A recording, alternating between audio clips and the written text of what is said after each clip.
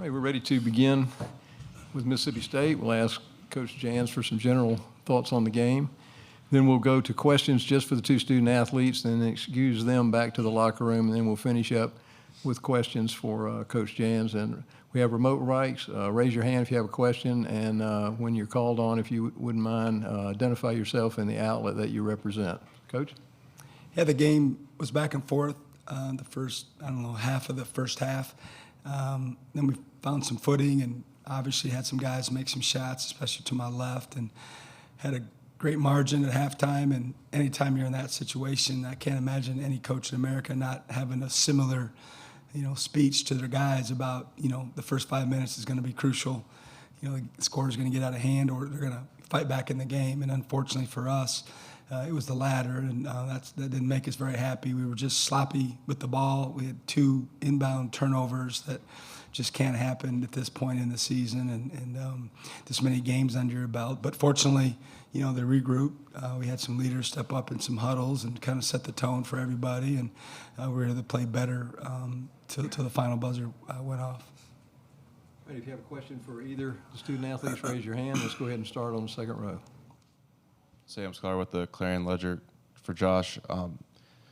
Midway through the first half, the lead is 2 points, and then the team doesn't allow a field goal for the rest of the 10 minutes of the first half. Takes a 20-point lead into halftime. What did you kind of see in that stretch, or what was kind of working, you think, defensively to allow that to happen? Yeah, I feel like in that stretch we were just playing Bulldog basketball, just getting after the ball, getting deflections, pushing it on offense, and getting defensive rebounds. I mean, we've been preaching that, ever since we got here. Like I said earlier up there in the press, as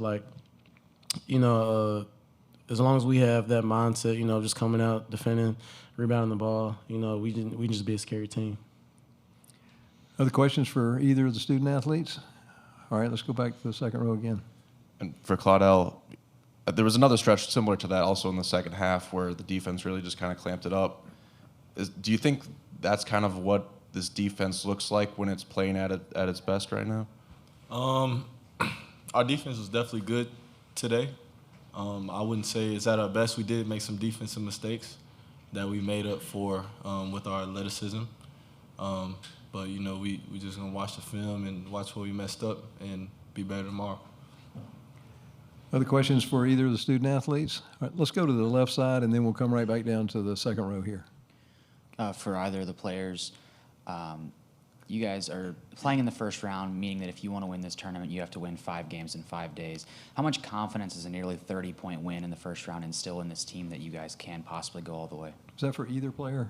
Okay, Josh, why don't you take that? Yeah, it's definitely motivating. Like you said, 5 games in 5 days isn't easy, but, I feel like we're off to a good start. We were just motivated for this game. We just take it one day at a time. We don't look forward or look in the past. We just be where our feet are. Okay, I think we had a question, second row. Toy Lloyd, the Baton Rouge Advocate. For you, Josh, you had 30 points the first time against LSU, 26 tonight. Is there anything that you see that makes it not easy but sort of comfortable for you to score and get those 3-pointers? I was just taking what the defense gave me.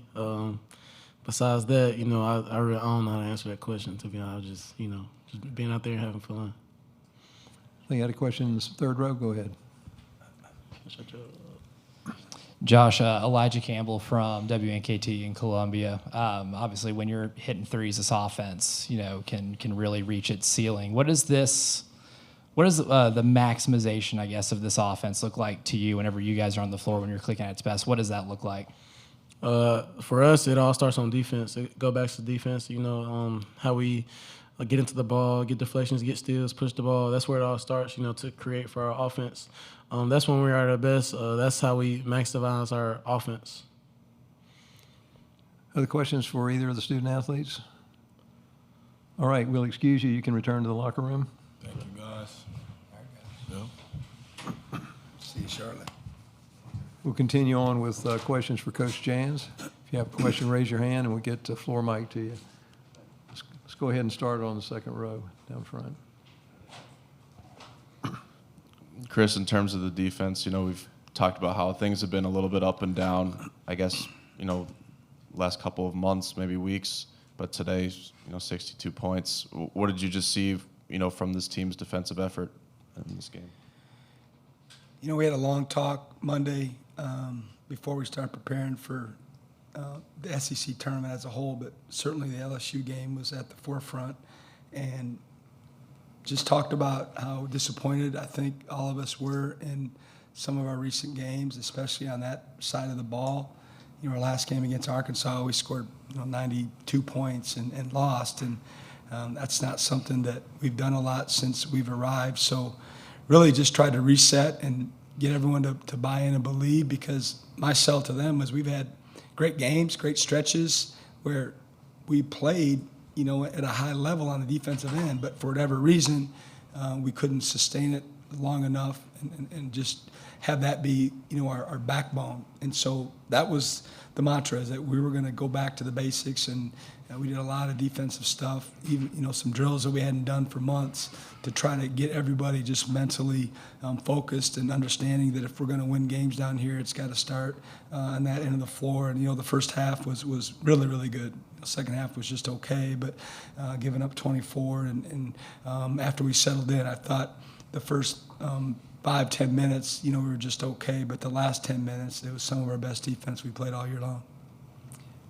Do you have a question? All right, let's go to the second row, and then we'll come back over to the left.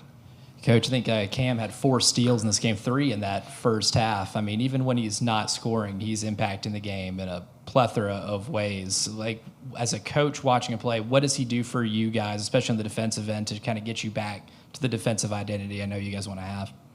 Yeah, he's our engine that way. Everyone that's really watched us play knows that, he's a big steal guy. He creates steals for others too by getting a lot of deflections, and he's our motor. And his energy level lifts everybody up. We're just not as good or confident, to be honest with you, on either end of the floor when he's not out there.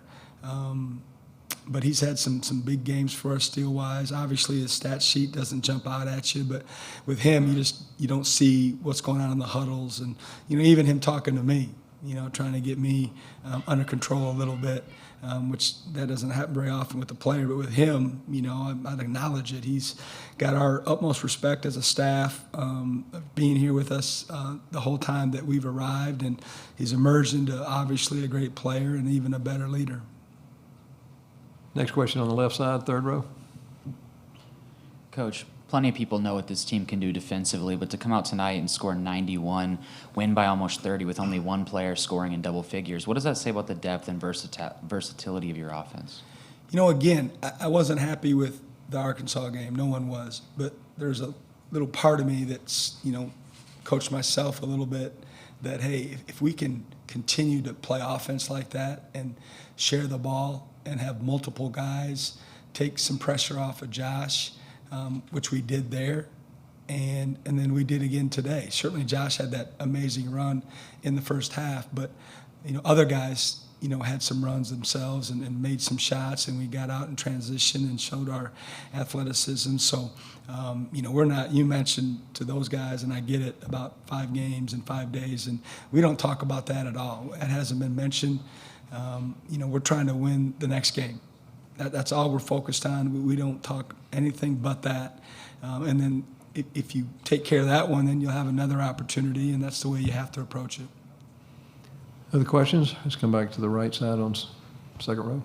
Going back to that defensive stretch in the first half, you said you think it was one of the best that you've seen from this team this season. When that happens, what is going well with the defense when you have those stretches where it really is kind of dominant like that? I mean, it always starts with, how you're guarding the ball.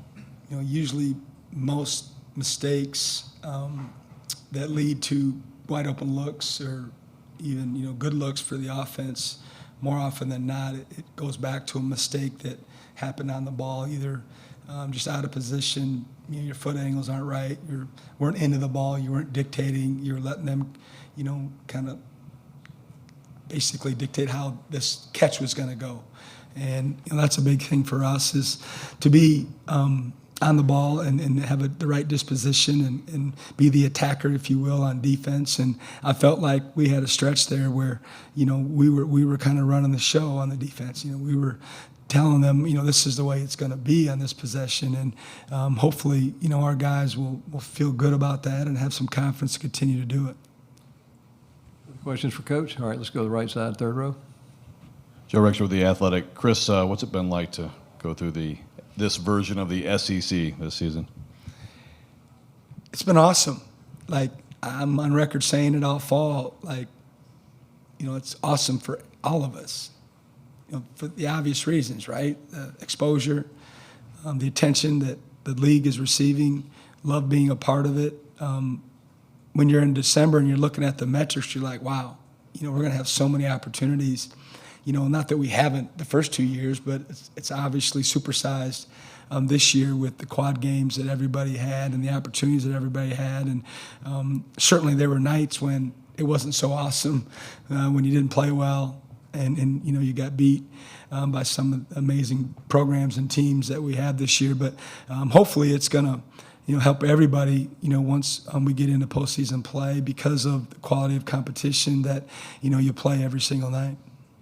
Okay, we're going to take one more question. Let's go to the left side, front row. My question is kind of similar to that, but there's a strong argument to be made that it might be harder to win the SEC tournament than going to like the Elite Eight or Final Four. What would kind of be your words on that? Yeah, that's a great question.